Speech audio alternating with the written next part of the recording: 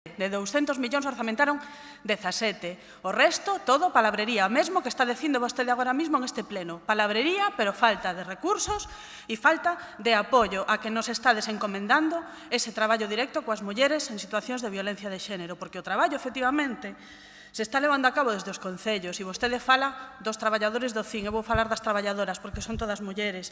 E esas traballadoras do CIN levan exixindo moito tempo que, por favor, deixen de afogarnos en materia persoal e deixen de darnos esas contas irrisorias, tamén lle piden a Xunta de Galicia, non? Tendo en conta que a Coruña é das poucas cidades que ten un piso de acollida con atención 24 horas ao día, 2 pisos de transición á vida autónoma e estamos recibindo 46.500 euros da Xunta de Galicia, o mesmo que se lle dá a calquera outra casa de acollida con horarios moito máis reducidos, con menos persoal. Le vamos pedindo que, por favor, sexa proporcional o servicio, porque despois sí que formamos parte desa rede contra a violencia de xénero da Xunta de Galicia.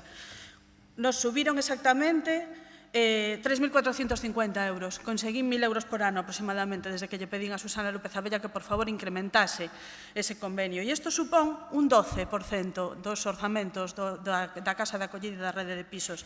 A Diputación da Coruña pon 110.000 euros. O sea, a Xunta de Galicia que menos pon nunha suposta rede de acollemento da que eles presumen de ser a súa rede de acollemento.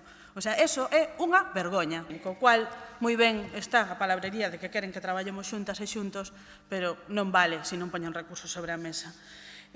Con respecto á campaña da Xunta, bueno, veremos a deste ano, pero desde logo a de 2017 foi vergoñenta non, o seguinte, non? Non sei se lembrades esa campaña na que se nos comparaba as mulleres cos monumentos do país, non? E se veían mulleres comparadas coa muralla de Lugo e cousas así, non? Seres inertes que había que defender como se fósemos patrimonio de alguén e as mulleres somos seres libres.